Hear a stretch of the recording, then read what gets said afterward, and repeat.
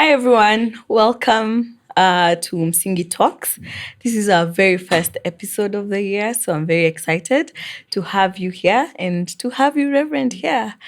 I can say Happy New Year still, because we're in January. Yeah. Happy New Year. Happy New Year to you as Asante well. sana Thank for you, Carol. joining us in this Thank you. conversation. And you're our very first guest this year, so it's a special one. It is special for me as well. Having so many cameras before me, it's special as well. Thank you for Umezoea having moja? me. Nimezoea moja? Yes. It's easy. Yeah. But I think I'll pretend I'm in a service and I have all these many eyes looking at me. Yes. So I'll be okay. Yes, I'll survive. you will be. You have been a reverend for how long now? About 9 years. Okay. 9 years. Started my ministry down in Machakos Diocese. That's where I was ordained. Came to work at All Saints Cathedral as the teens minister. Then from there, as the chaplain to the Archbishop. Okay. So now, I have quite a number of questions around that, because what made you want to be a reverend? The short version of it. I was wondering. My first question was, do you have time? Yes. So my journey started in law school. I had started my studies to become a lawyer. Yeah. Went to my third year. Then I heard the voice of God tell me that he has enough advocates, but very few witnesses. Oh. And he needs me to jump from this side of the bench to this other side of the bench. And he promised he was going to equip me and he was always going to be with me. Okay. And whatever I'm leaving behind, I will not lack. Oh, because now the money on that side versus the money on this side. Well, I did try to have a conversation with him, even try to bribe God a little, telling him, I'll build so many churches if you let me to finish this and become a lawyer. With advocate money. Yes, but he won't have that. Yeah. A witness is what he had prepared my journey to be. Okay. Yeah, so 9 years of witnessing, and it has been easy. It's just standing there and speaking the truth. What have you heard? What have they said? Yeah. What did you see? Yeah. And you also told me you're a dairy goat farmer. Oh, yeah. On the side? On the side. Passionate dairy goat farmer. Yes. This is now my third year. Okay. Started off with 2 goats. As we speak, I have about 51 of them.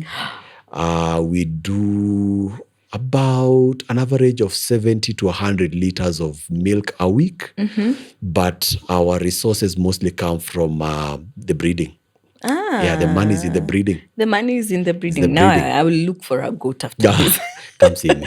I'll come see you. So now, yes, I am very excited to introduce you to the Msingi family. Because one, we met very randomly at a conference. And I think we connected in terms of the conversations, what you are presenting and what I was presenting as well.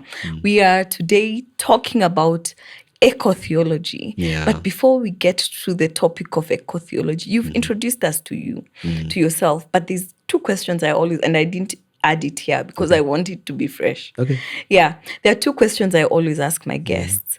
One, what brings you joy? What about yourself, the world, what is that one thing when you think about it that brings you great joy? I'll list them in order. So faith, family, friends, and farming. There's no food.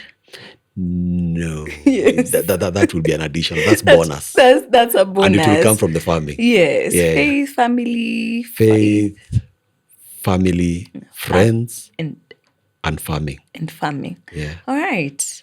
Okay. The 4 Fs. That's amazing. Yeah. Okay. And what brings you great sorrow? What brings me great sorrow is injustice. The injustice. Seeing people who don't deserve to be treated the way they're being treated. Yeah, that will keep me up at night. Yeah. Praying for them, thinking about them, wondering what I can do to assist the situation. Injustice for me is what will bring me sorrow. Yeah. One of your roles right now is you're the chaplain to the Archbishop. Yeah. What does that mean? Well, because me, I know a chaplain. in like when we were in high school, was the pastor. The pastor to us. So are you the Archbishop's pastor, Reverend? To the family. To the entire family. Okay. Because the Archbishop, he's busy. He needs time to pray. So that's my work, to prepare time for him, to have silent prayers with his God, time to read the Word of God, time to reflect. Okay. To work with the family, because, well, we live together. A chaplain, just as you had your chaplains in school, they lived with you. Yes. They maybe even taught some few classes, maybe CRE or something. Yes. So for me, I have a constant walk with the Archbishop on a daily basis. Apart from that, I also take care of his calendar. When we have visitors, it's a whole institution. Oh. Yeah, well, he is the spokesman of the church. So you can imagine he's traveling across the entire country. He has visitors locally and internationally. He has an office to run. So he needs somebody who is always, on top of things. Yeah. And that's me.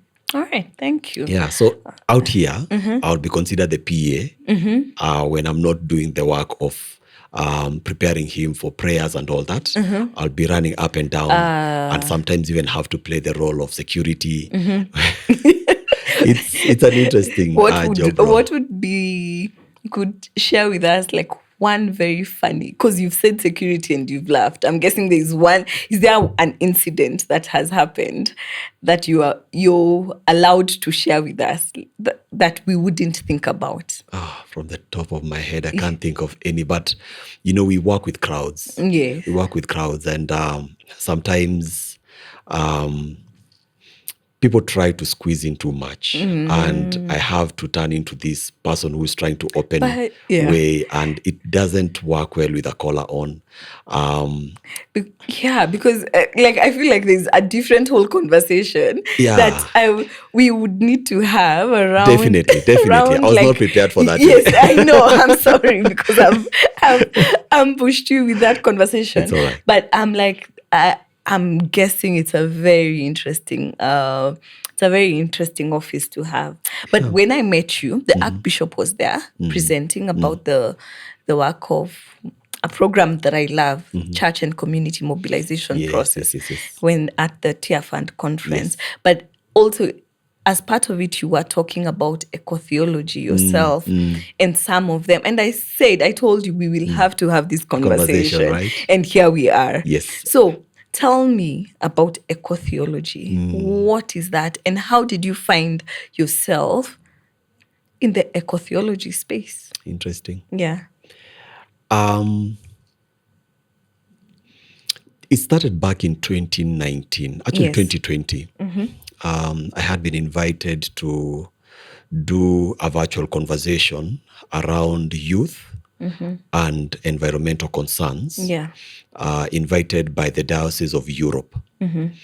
And I went and made the presentation. And when I was finished, I remember this one particular listener who was amazed by what I'd said and asked what's my background. And I told him, well, I am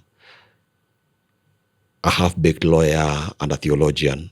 So in terms of matters environment, those I don't know much. So they asked, is there something we can do to assist you, to help you grow in this field? Because what you've presented was good enough for us to want to run with it in the Diocese of Europe. So I said, if you have any opportunities for somebody to learn things to do with creation care in biblical perspectives, I'll be happy to sign up. So after a few days, I was called and was told there is a program called CRES, that is Christian Rural Environmental Studies. That was done with some university called Caddeston, but ran by an organization that is called, I'm forgetting, it's been a while, but it's CRES. So CRES gave me a crash course. I did not finish. Story for another day. So this is the second one you've not finished. Time. Yes. But I finished my things, only these two. But this one I'm going to finish. Yes, you will. But what they did to me that I felt was quite comprehensive is that they sent me a pack of about 10 books. And these 10 books were purely on theology of ecology. And we sat down to read. The first manual was on the living world. I'm used to sharing about the living word of God, but now we had the living world of God. And it was quite intriguing. And I jumped into it, and I enjoyed classes with my lecturer at that time, until my life got a little bit busier when I went to the Archbishop's office. Yes. I had to let go and focus on my work. But I'll go back and finish. So EcoTheology was a new concept. It's not something that I had studied in my theology. Yes, in my formation, in my theological formation, there was one particular study that we called environmental issues, but not enough for a priest. Yes. Maybe for somebody who is going out to work with the NGOs, it will be good because it will be a good brush up. But for a priest, we need to know the issues and we need to look for solutions within the Bible, right? But we didn't get a chance to reflect on that because it was a common unit. So guys who are doing maybe nursing, public health and all that, we were all in one class. So never had a chance to really theologize around environmental issues. So this was a very unique class for me. Okay. Yeah. All right. So, as you talked about the living word and the living world, something hit in my head about the R in the middle. And for me, what I have thought about the difference between the word and the world is the relationship. Like the R for me represents the relationship between the word Oh, wow. and the deep. world. I'll borrow that. Yes. I'm definitely borrowing that. You're borrowing that. Yeah. And I think that is, as we are conversing about it, is that our eco-theology for me, and even anything about climate and climate justice and climate change, is around how we are relating with the world and what is our response to this world that we've been called to be custodians of. And I had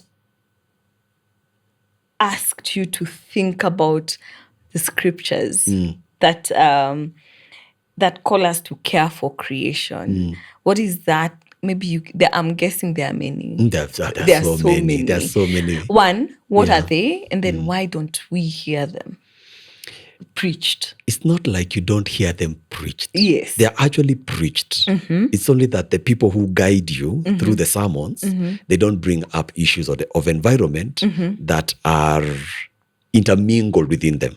Like I'll give you one very famous one. Tell us. You'll be surprised. Tell us. John 3:16.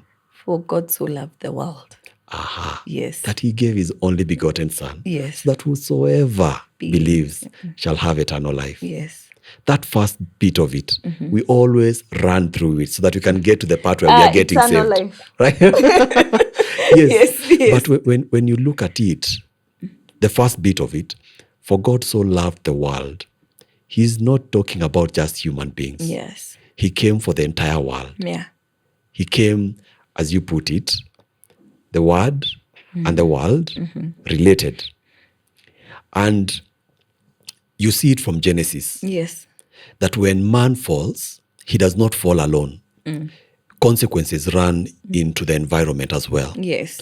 And there is a gap between God and humanity, humanity and environment, environment and God. So we have this relationship that is severed. So when Christ is coming and we are told by John, he should have said that for God so loved humanity that he came to die for them.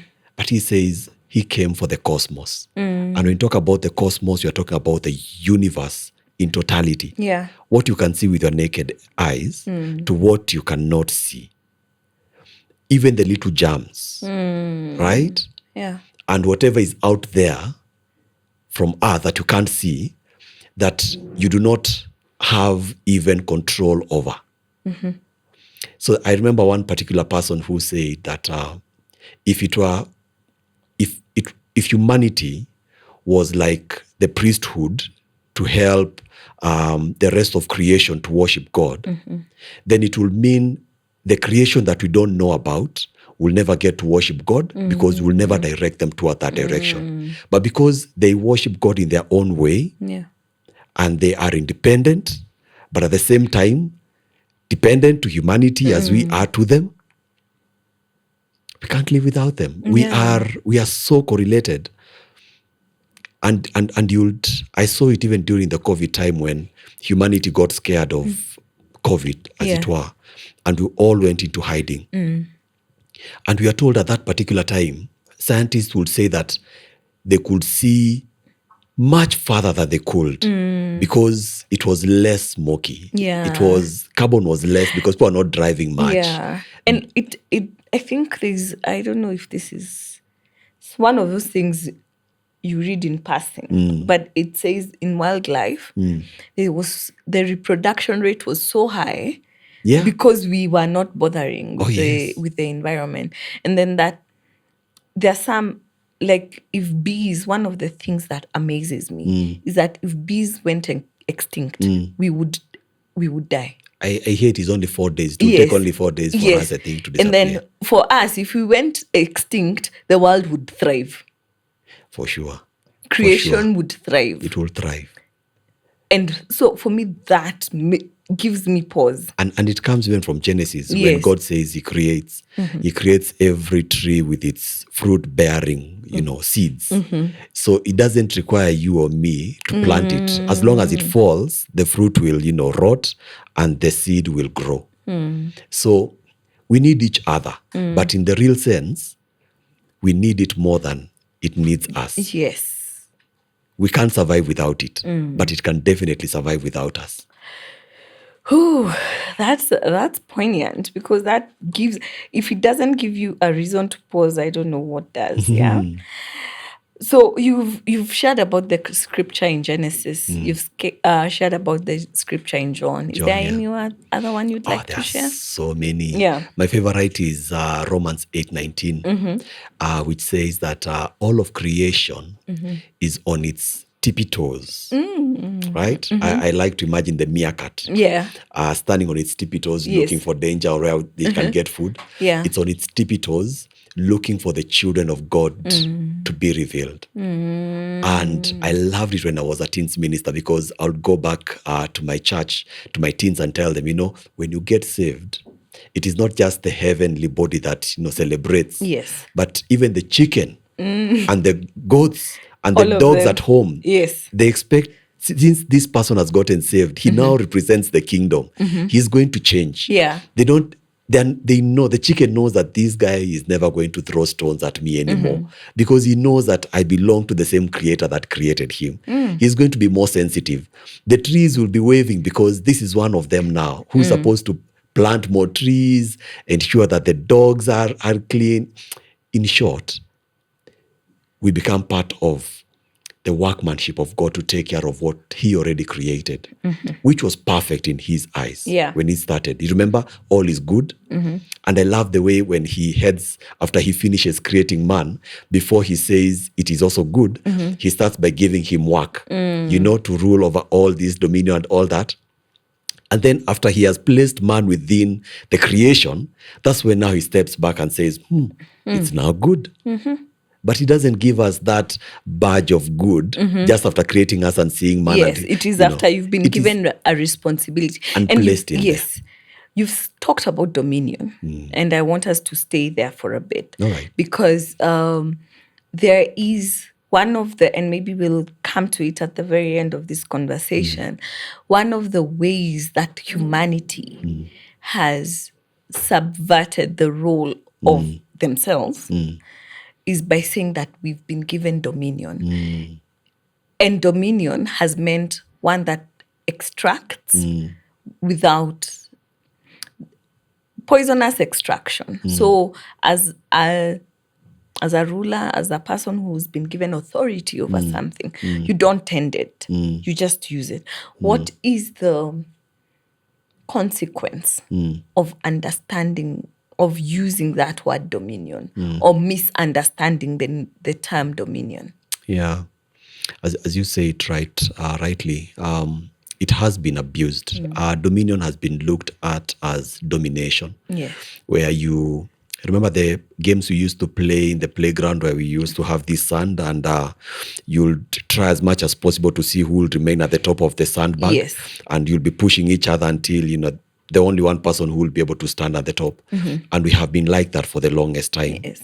But when I look at God, when he was creating the entire universe, and he brought in humanity and gave us this responsibility of having dominion over, I look at the relationship, the ideal relationship, as not man on top of this hill, but man at the bottom, holding, the way you remember Atlas, those good stories that we Atlas holding Greek the earth. mythology. Yeah. So I look at man holding creation, supporting it, helping it to thrive, but not us at the top of the pyramid, stepping on the rest of them. And dominion, as it were, was something that was actually brought in focus by a Christian, and said it is actually us who need to be accused for whatever is happening in the world in the name of climate change. And this guy is called Lynn White. And Lynn White said that we are to be blamed because when humanity was busy, revolutionizing, changing from working with sticks and working with all these great industries and factories, the minister of the word was charged to also work with humanity to ensure that as they were digging through the earth to get the mineral oils, as they were getting the oil and all that, they were also responsible. But we also felt that we were also developing, and probably we were silent, and we were, let me say what Lynn White says. Lynn White says, and it's brutal. Say it as it is. That we were busy. Who is we in the sentence? Humanity? Christians, okay. And more so the priests. The priests, okay. We were busy selling tickets for heaven.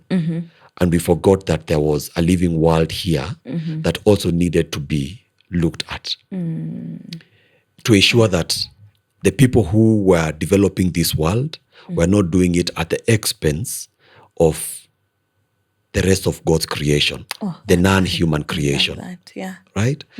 And he awakened me to now this reality that indeed there has been injustice, and there is somebody somewhere who needs to say something. And the church has awakened, and I think it's doing a splendid job. When you see churches being, planted, and along the church you see trees being planted, it reminds me of back in the day, one of the missioners,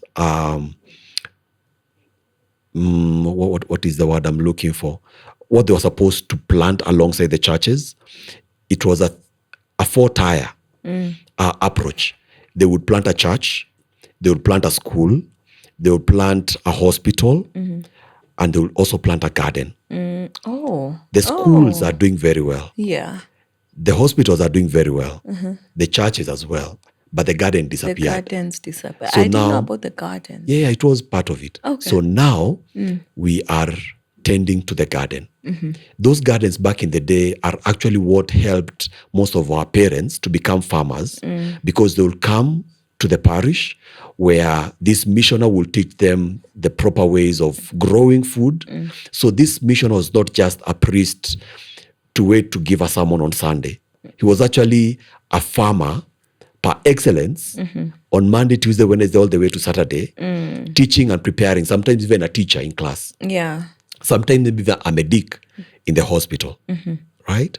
Okay. So these are some of the things that we look at when we try and reflect from where the rain started beating us. Okay. Yeah. All right. Oh, so you've just entered into the next phase of the conversation, because I wanted to ask what is the role of, what is climate justice work, and what is the role of the church in it? Yeah. Climate justice.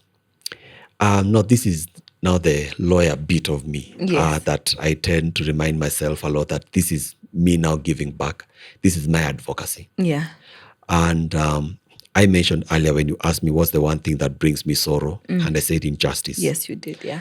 And climate justice is basically looking at the effects of climate,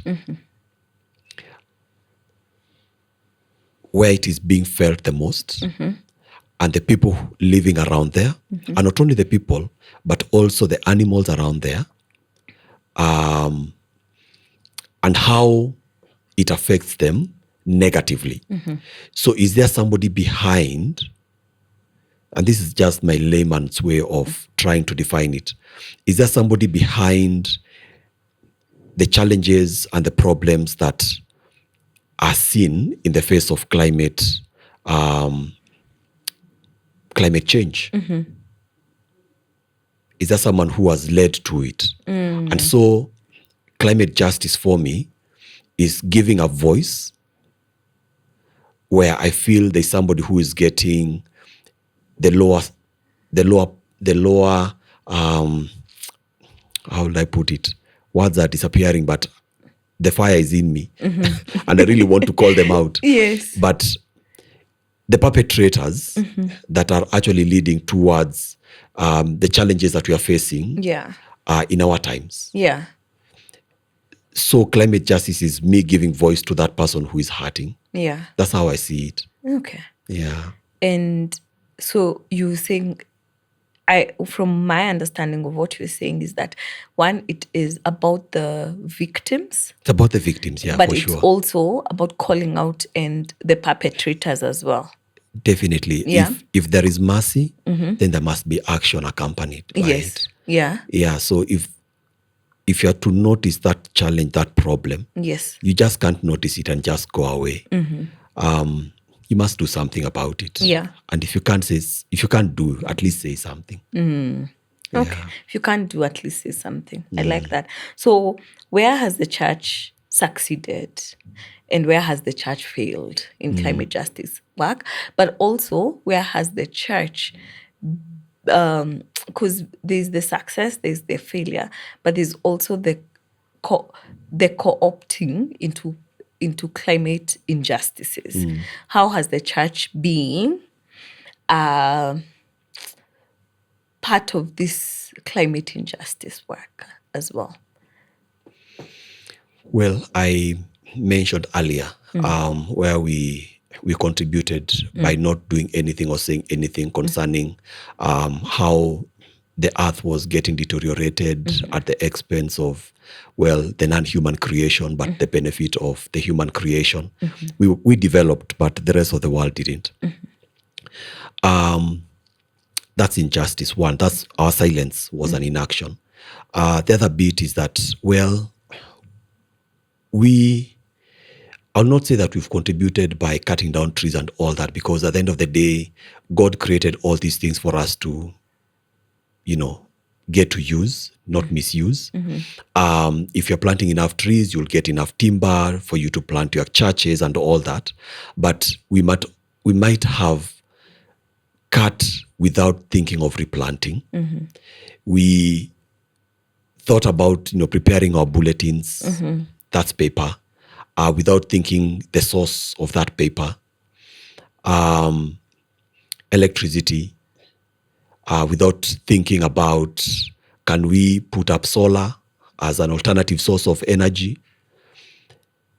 Those are some of the ways that I feel probably we might have contributed towards what is going.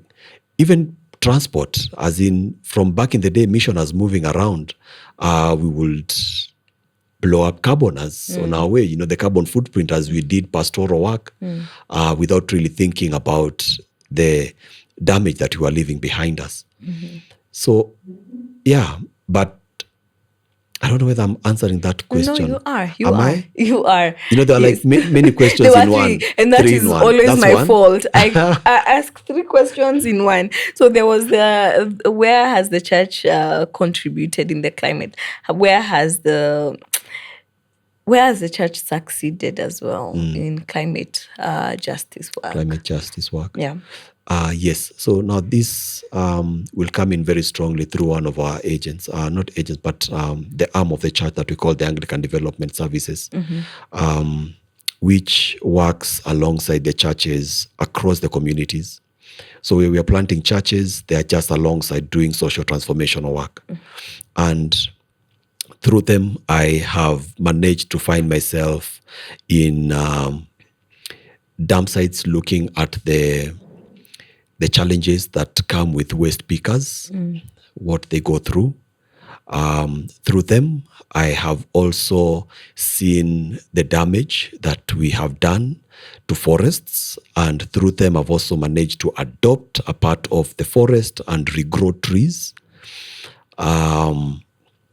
Through them, I have traveled to places where I have seen what it means to make a place that was fertile a desert through what we call development. Where is that? I'm trying to think of the specific places. But let me go to where I started ministry. There is one particular hill that they call Kemakimwe, which I'm told that back in the day it was filled with trees. But today when you look at it, it's bare. It is filled with people's homes. When it rains, the water just comes straight down to people's livelihoods, sweeps, distracts. You travel across the country and you just see places that you hear that there used to be trees, but because of people looking for firewood, burning charcoal, it's not there. I remember one particular school that we went to, and we were told that the sponsors had managed to get all that the children required to stay in that school, apart from energy to cook for them. So they had school fees for the kids, they had books for the kids, but they did not just have energy to cook for them. So they required the kids, the only thing they required the kids to come with was firewood.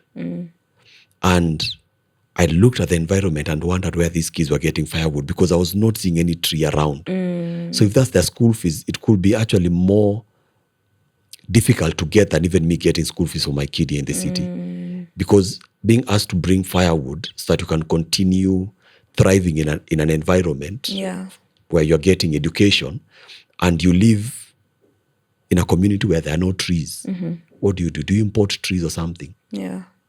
Oh. It was quite difficult, even just seeing that pile of firewood in the school at that particular time. You look at them and you look at the environment. Because maybe even like what you're looking at when you look at the environment is the school fees that has already been paid. Because maybe they have finished what was around them and now they have to go further ahead, because si kwanza unaanza na yenye iko karibu. And then you finish it off and then you go to the next one. What is out there. Yeah. And they had sponsors from outside. So these sponsors were giving money for such things, but not the energy. Yeah. So I just pray that even as we think about, issuing scholarships and helping our children study, let us also think about the energy that keeps them in school. If you can install some few good solar panels that will enable, some solar cooking, or generate energy through wind, which is in plenty, or get alternative cook stoves that use less branches. We can have branches falling off.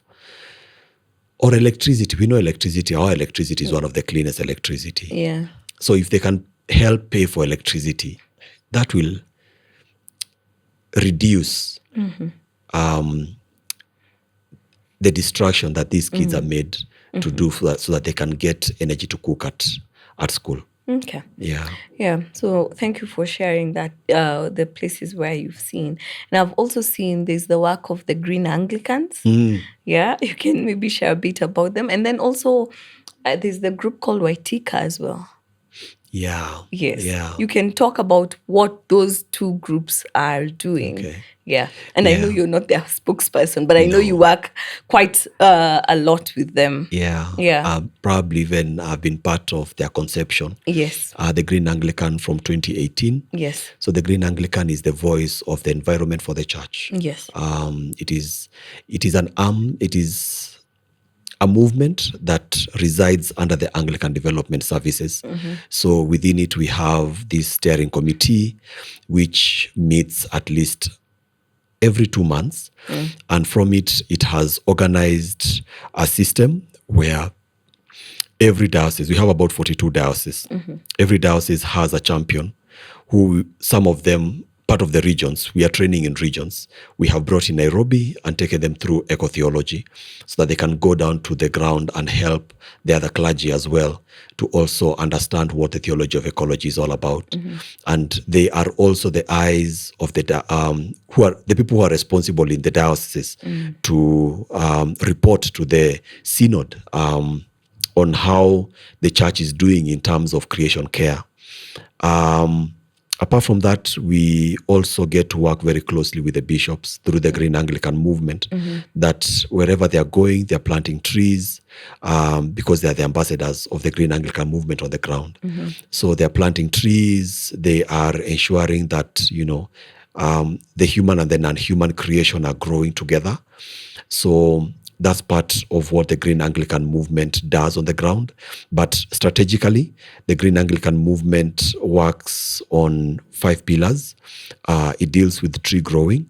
Currently, we are almost about to hit 10 million trees. And I am very, very, I've noticed you've not said tree planting. Yeah. You have said tree growing. It's very intentional. Yes. It's tree growing. What's the difference? The difference is that it is not an occasion. You plant your tree and you grow your tree.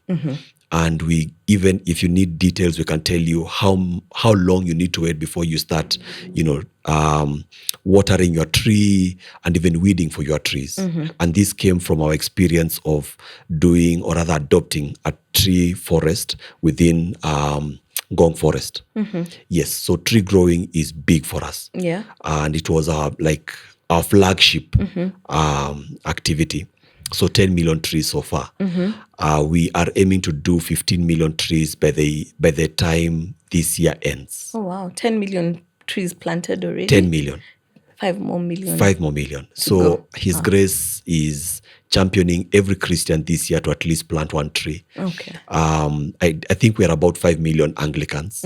So if we all come out and plant just 1 tree, we are done. Okay. Now, it is the accountability part that now is a problem, because I don't know if you planted yours or not. But we are hoping faithfully we shall all get to plant. But His Grace, the Archbishop, has always been at the forefront. Every year when he's celebrating his birthday, we celebrate and grow trees that are equivalent to his birthday. Yeah, even when you visit his home, you'll find trees for 2023 when we planted together with the former CS, Soipantuya, who came to his home and helped in planting those 60 trees. Okay. And so apart from tree growing, we also have waste management. Yeah. Now, waste management is, we look at what is in our homes. I don't know whether I told you that at some point I kept black soldier flies in my compound to try and break down whatever food was coming from my kitchen. And it became a really good project that would supply protein source for our chicken. And the manure, whatever they had eaten, became manure for our plants. But when the goats came, the chicken had to go because the chicken will jump onto the food, the goat food, and it will get messy and diseases and all that. And we had to do it with the black soldier fly. But waste management is key for us. Okay. and we encourage separation from source. If you're at home and you only have one bucket where you throw everything inside there, we tell you no. Have an organic basket where you put your organic waste, put your plastic aside and your paper aside. It will help, because the people who are coming to pick, they will realize that there is a pattern here, and they themselves will start even giving you different papers because it will help them.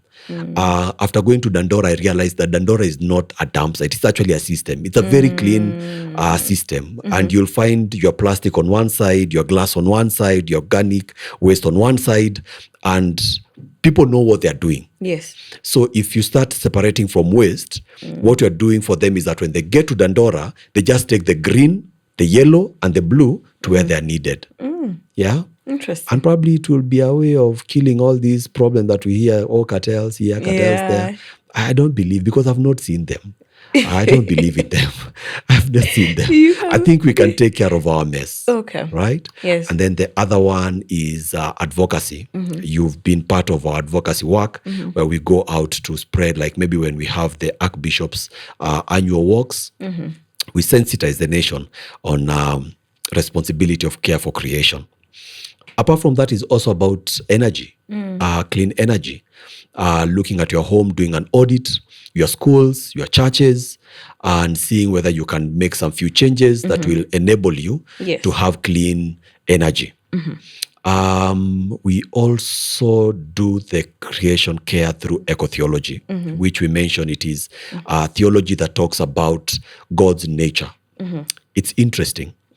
When I was studying theology, we were told that theology is a study of the nature of God. Okay? You don't study God. You don't put him in a pedestal and study him. You study the nature of God, his characteristics. Yeah. And then when I got into EcoTheology, I discovered it is studying God's nature. Yeah? His creation. Yeah. And it's what we try and now boost the capacity mostly of our clergy, because it is a pulpit ministry where when you are preparing your sermons, as much as you are targeting the soul, also target the environment within which the soul survives, right? Yeah. So that when that person is living there, he's also empowered to go out and do something about his immediate environment. He will not leave the church. They open like a pack of njugu or crepes with the kids, and immediately you just see them throwing outside of the car when they're finished, just outside of the church, which you see a lot. Yeah. And it pains. It pains me. Sometimes,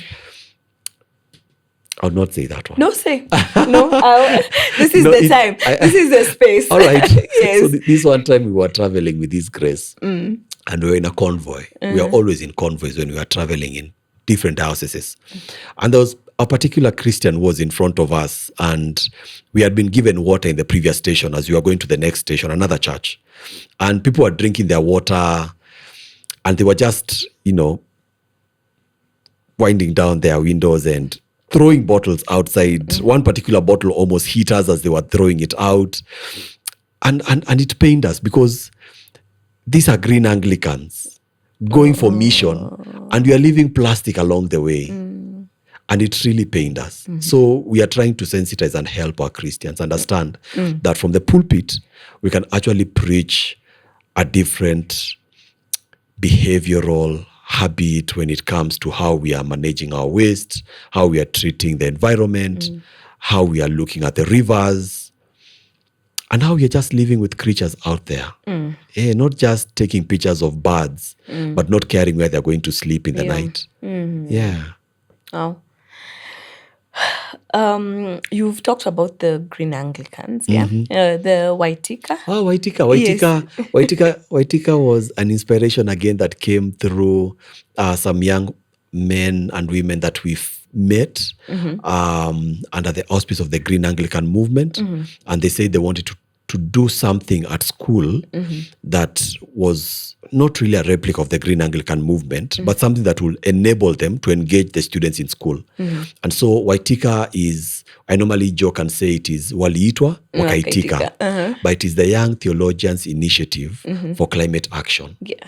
So these are students within St. Paul's University who realized there was a problem, and they stepped out of the university and started going into schools around them to go and just have time, teach the young ones about creation care and sustainability, how to plant trees. They would even stop motorbikes along the way and tell them, we only have one planet. Please take care of, this particular planet. And it was amazing. It became a fully fledged club within St. Paul's University. It has even a patron. It has taken some of the students to really high accolades. Even one of them is now in, Denmark, studying his master's. And he's actually doing, I think, matters to do with environment or theology and creation care. So yeah, it's opening eyes. Among the people that we were with is the news guy. The news guy was part of Waitika. Okay. Yeah. Yeah. And he's called the news guy, or what's his name? He's called Marvin. But Marvin. In TikTok he's called the news guy. One of my commitments to myself is not to be on TikTok. So I have to follow him. He was one of my friends. I miss out on some of these things. Check him out. I will. Yeah. So you've talked about what is happening there, but as we're winding up, like what opportunities, because in a lot of this justice work, there's normally the separation of what faith actors are doing and the non-faith actors are doing. What opportunities exist for collaboration between faith and non-faith actors for climate justice work? And I would like to say that this podcast is made possible because of a program that we are part of called the Africa Climate Justice Movement. And one of the things I said, and because this is the work that I do, is that I need to bring faith actors and non-faith actors together. What opportunities for collaboration, or what is there that can be done between faith actors, non-faith actors who are in climate justice work? Yeah. Well, I have not done a lot of work with non-faith actors. Yes. But I have met with them in a number of forums, from the UNEAs to the Plastic Treaty forums, to many other forums that we've engaged with. And many of the times I would hear people, say that, as climate actors, you'll always be found in boardrooms, in meetings, but never on the ground. Yeah.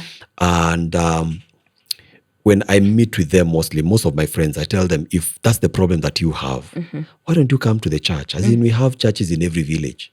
Yeah. We have audiences that are seated, waiting to hear someone. And a minister will not deny you sharing even 10, 15 minutes for you to have an opportunity to speak to the community. The leaders will be there, and the normal mwananchi will be there as well. You can always sit down with us after service as well and just have a moment of sensitizing the community. We have platforms. Again, you are dealing with people who are looking at, how would I put it? How they view the world, their worldview. And if we are talking about a country that has 80% of us as Christians, you want to touch the heart, then you need to speak the language of the Christian. You need to look at the world from a creation point of view. Because when you come to a Christian and talk about science, first of all, if he's not a scientist, akili potea. Imeenda hivyo tu. Lakini sio wote. Si wote, of course not all of them. Yes. But most of them will just disappear. I'll bring my son, my daughter who is in the university, muongee naye hii maneno. Yes. But when you talk about creation care, immediately that person knows, yes, nimeumbwa na kila kitu ambacho yuko kando yangu kimeumbwa na kimeumbwa na Mungu mmoja. So when you start getting into that conversation through the normal Christian worldview, normal conversational, what am I looking for? I'm looking for a good word, but it's disappearing. But if you speak our language, If you speak our language, it's easier to get us to start acting right. And I know all you're all about is behavioral change, right? And we are always ready to change. When we talk about repenting, we have said that we have done wrong and we want to change our ways. When we talk about repenting, we talk about you looking back at where you're coming from, look at the damage that you have done, and start walking back, replanting those trees, or collecting that litter, or just doing something different to change the environment, the path that you have been coming, you know? Okay. So I would say, yes, we have opportunities to work with non-faith actors in the climate space because we are one. We live in the same world. And I believe we have more points of connection than we don't have The more of of disconnect connection than disconnect. Yes. But also, I'm like, what can non-faith actors learn from? Because also one of my gripes with faith actors is that we sometimes feel like we know everything. No, it's true. Yes, that it's even like when you said speak our language, my question is, where is our humility to speak the language and even world. learn what they're saying and what they Yeah. have? Because there's research, there's scientific research that has happened, there's social research that has happened. What is that place of that? Yeah. You see, And I think you have also, you've said you've been to UNEA and to all those places, not just in theological spaces. No. You also go to those other spaces. Yeah, and without the non-faith actors, I could not survive in such spaces. They're the ones who will train us even on what to say. Yes. They will wake us up Yes. when we start dozing off during the conversation, because sometimes they just go far. Yes. Yes, we will benefit a lot from such because they have done a lot of research. They are also on the ground, places that we are not. Yeah. They know the troubles that we are going through. They know, one of our bishops will say, they have the language. Yeah. And just listening to them, they will also give us an opportunity to be able to project some of these challenges and problems that we have in our communities that maybe we've never even noticed. Yeah. Yes, they have a very unique contribution within the faith community because, one, they are part of it, right? Yeah. We worship in the same churches. We meet in the same corridors. We go to the same supermarkets and we go to the same kind of activities. Apart from that, they are also very important to us, especially when we are gathering as ministers. Yeah. If we can have a few organizations sending their own, experts, when we don't just sit down to talk about only the Bible, but we also sit down to reflect on our country and our communities. So if you can have just one of them coming and becoming a kioo, a mirror, for the society and the community and the country, it will really help us also as we plan how we are going to exist within our communities to be properly aligned with whatever is happening in our country. So they will inform us, in short. That's what I'm trying to say. They will give us the information that we need to be able to transform our communities and also our churches. So there's quite a number of opportunities within the faith systems itself, within the world, within the faith systems, within the non-faith world, and within the two of them together. And the exposure, the exposure that I get even when I'm interacting with them, you see the world from a different lens. If you only stick, was it Maslow who said that if the only tool you have is a hammer, you'll always be seeing every problem as a nail. Yes. And all you feel is just hitting and hitting and hitting. So they'll give us different perspectives of the problems that we have in this world. And we'll come up with different solutions. Right? Thank you. Yeah. We are winding up. But before we do, I think we've had a long, beautiful conversation. Is there anything that you had in your heart that you wanted to say, that you feel that we hadn't said? And with it, you can also include your parting shot. Well, there is, I think, I don't remember the exact verse, but I remember it is in Mark 4. And Mark 4 tells us of this farmer who went out and bought a big farm. And he planted some vineyards in it. And he invited tenants to come and live within that space. And he also erected this, watchtower and did a wall around it to ensure that his tenants were safe. And he went for a trip.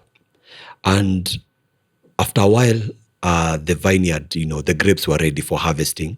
And so he sent his first worker to go and get some from the tenants. And the tenants beat up this guy and sent him back home with wounds. Again, this farmer sent another worker. This worker was beaten and was shamefully dragged across the community. And he felt, he did not give up. He sent another worker. This time round, they killed this worker after beating him severely. And he wondered, what can he do? And so he looked around and he saw the only person that was remaining was his son. And he said, let me send my son. Probably they will respect him. And so he sent his son to go and see whether he will get some grapes from the tenants. And again, they saw this son and they said, if we kill him, this man will not have an heir. And so they killed him. And so Jesus asks, what should this farmer do? Won't he come, clear all these tenants, and put in another set of tenants? When I listen to this parable and read it, and I read it a lot, I always look at this vineyard as this world that we have. And the tenants, I see ourselves in it. And I look at the way we mistreat what God has given us, how we go to an extent of abusing what God has given us without caring that he also enjoys what he created. And when he comes back as proper stewards, we need to give back the earth better than we even found it. And so I normally tell this story of my kids at home, that I've left them at home.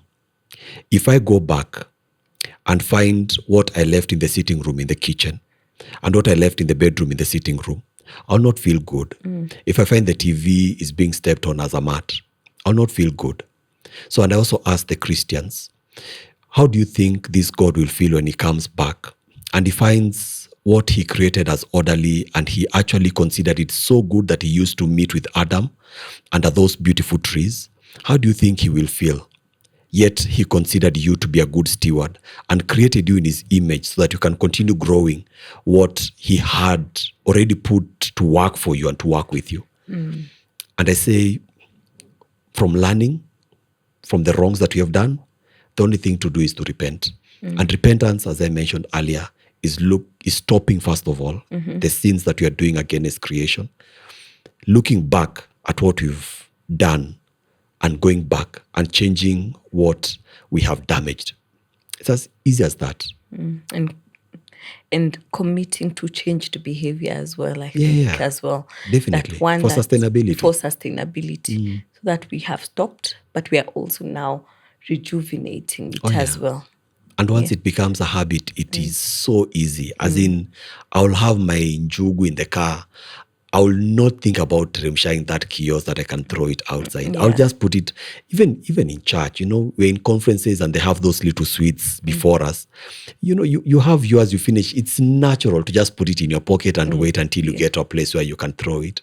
And so we can do it. And the churches can also help by having enough dustbins that people don't go throwing things a lot. And even the city as well, because this is a city planning conversation as well. Sometimes you have a pill or something and you have to walk so far.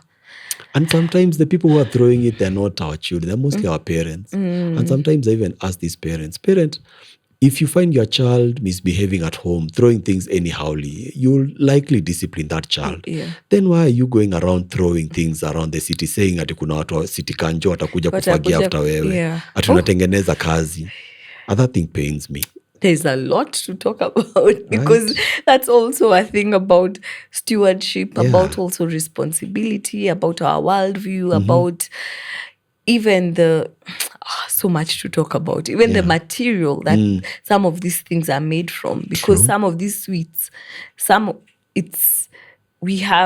can we have biodegradable sweet wrappings as well? So that whole conversations. But I would like to thank you so very much for this conversation, for the work that you're doing.